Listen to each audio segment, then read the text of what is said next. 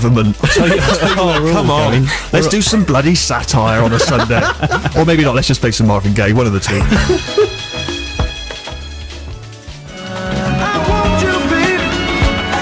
From 1976, Marvin Gaye and I Want You, written of course by Motown songwriter Leon Ware and also Diana Ross's younger brother, Arthur T-Boy Ross, for all trivia fans out there. Later of course found murdered in a basement, that crime never been solved. We'll try and solve it after this. I've been sifting through the evidence and there is no new leads, so we'll have to leave it there.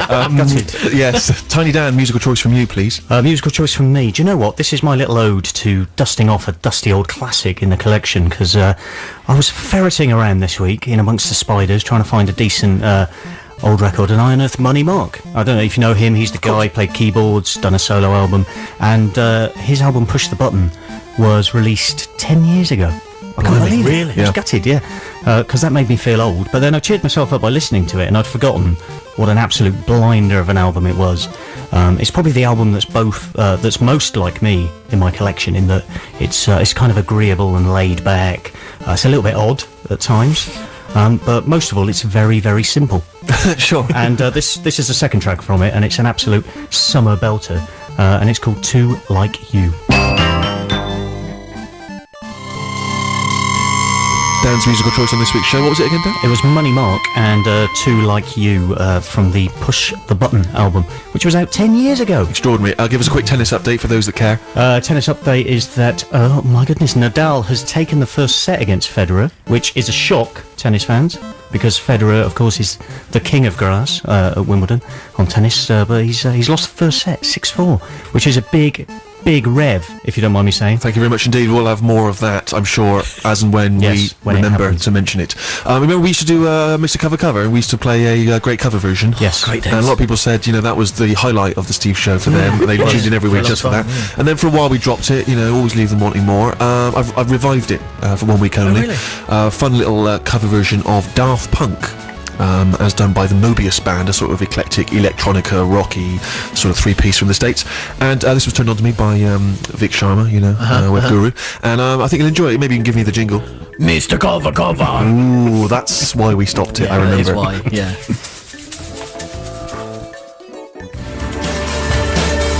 Mobius Band and their version of Digital Love by Daft Punk.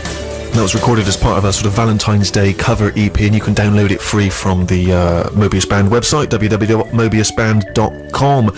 So, news shortly. We're back after the news with chat, maybe a sideways look at the week's news, and also, of course, the zombies in session, so look forward to that. Back after the news. On digital. You've got to be pleased to hear that one again, haven't you? Oh, Mr. Dobalina. How old's that? Oh, that, my friend, is from 1991. First album from Del the Funky Homo Sapien. Only 19 years old. Yeah. And got his break, of course, because he was the cousin of Dan. Oh, the cousin of Dan? No, it wasn't me. Trevor McDonald? It wasn't McDonald, actually. It was Ice Cube. Oh, so close. You were so close. But yes, real name, of course, Terran Delvon Jones. And performed recently, still making albums, but performed recently, guest appearance on Whose Records? Oh, come on, Tiny Dan. You're supposed to be a hip-hop fan. It was it was Jay-Z, obviously. Oh, shut up. I don't know, do I? It was maybe the man. It was Gorillaz, of course. Well done. Yes. So there we are. The trivia fans there. Just give them a second to note that down. So I'm 2-1 down now. Because I've got Magnus Pike, and then I've McDonald, I've Jay-Z, I've pathetic. Don't worry about it, don't feel bad. It's the Steve Show 6 Music with me, and got a bit of a cold here, so apologies while I just blow my nose. Harry, if you could just fail for a second.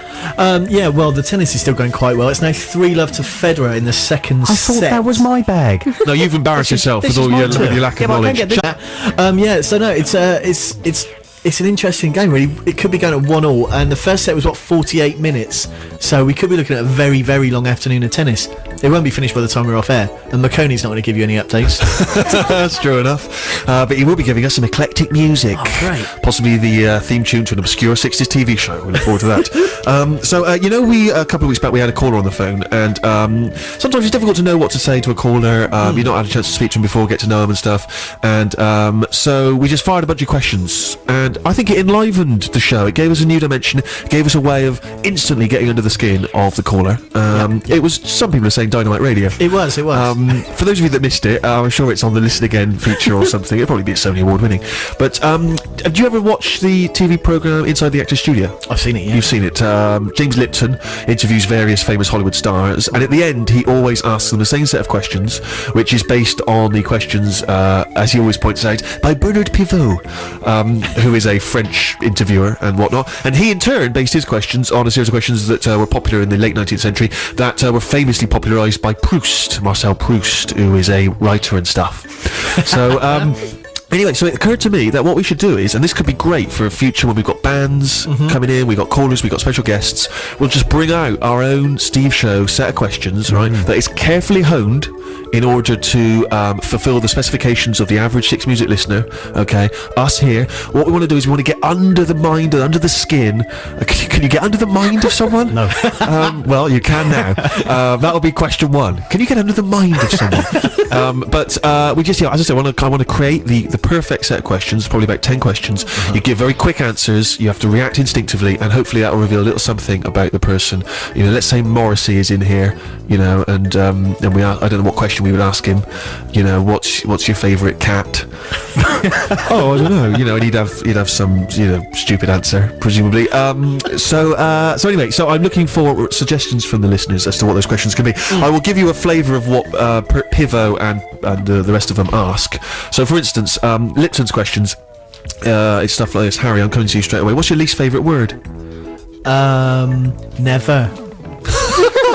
That's exactly the kind of nonsense that people on the show say.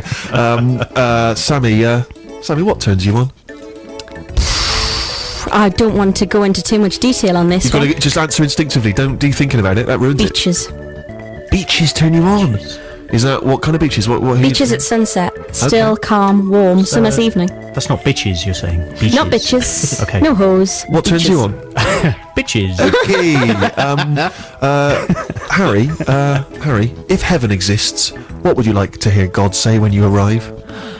All right, H, those tricks. What, in that kind of accent as well? A soft kind of I West wonder if he Country has band. got a Western. I wonder if his accent changes depending on who is at the gate. So it would be for me, yeah. All right, Steve. I don't believe him, Babber. Come on in.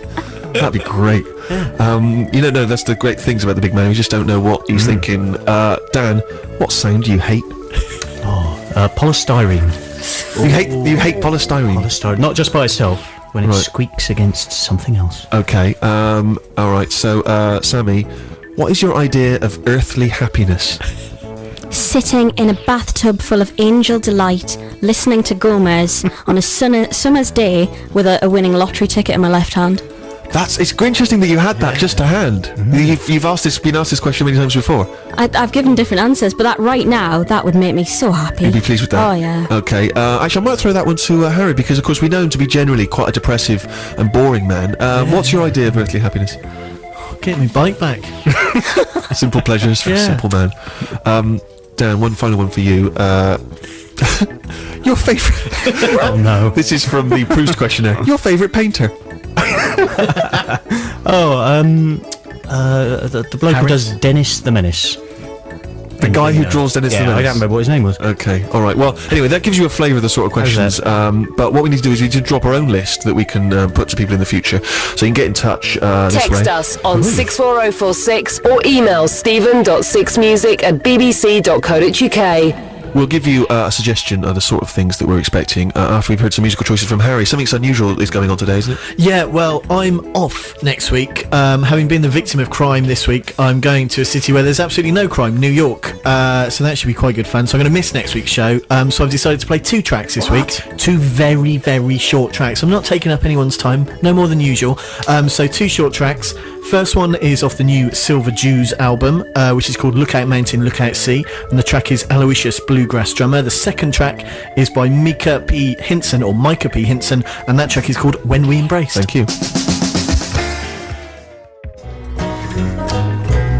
2 musical choices from Harry this week. Remind us again, Harry, if you would, of what they were. They were Aloysius Bluegrass Drummer by Silver Jews and When We Embraced by Micah P. Henson. Excellent tunes, thank you very much indeed. So we're looking to draw up a list of questions, the Steve Show questionnaire, which we will direct to any future caller and also any future guests, bands. I think, again, you know, if maybe your favourite band comes in, or if there's a question that's generic enough to get under their skin, see inside them, what makes them tick.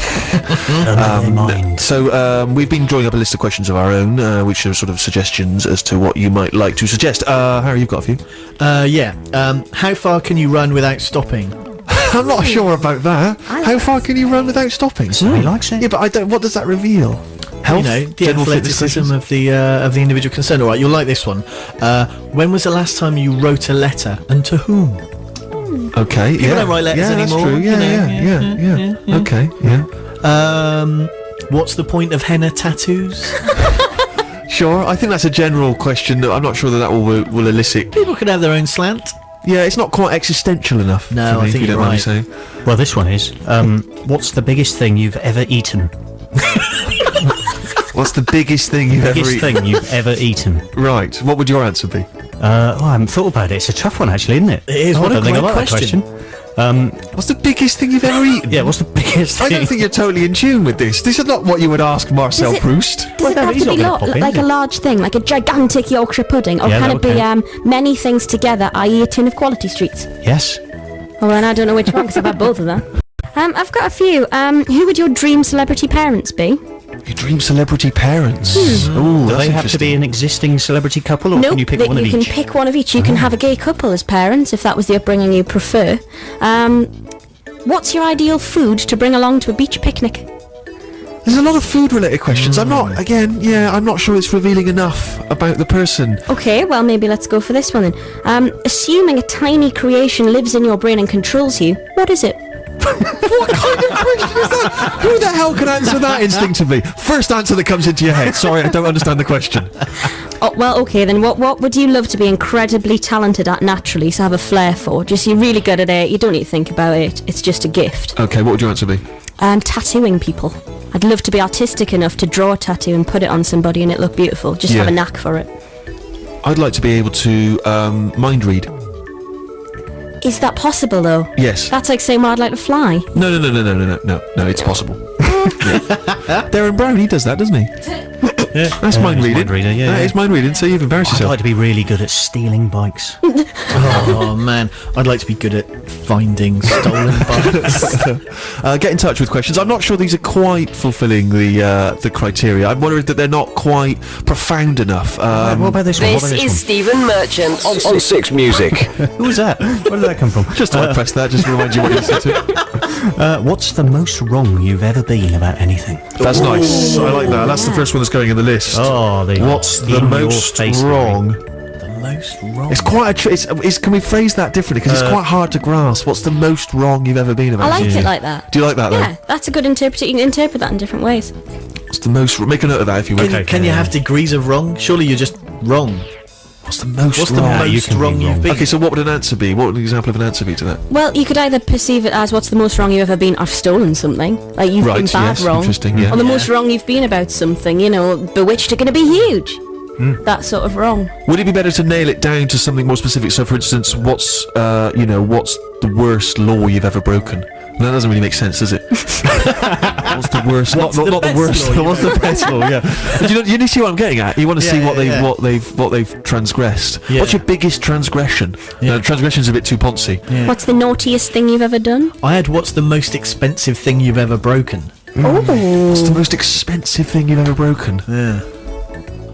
What about what do you regret breaking the most? Because that could be a heart Or a law? Exactly. or a law. Yes. Hey, we're getting somewhere, aren't we? We are. This is starting to get quite profound. Yes. Oh man, this is deep. Are you a tits or an arse man? Our Listen Again service is now available on BBC.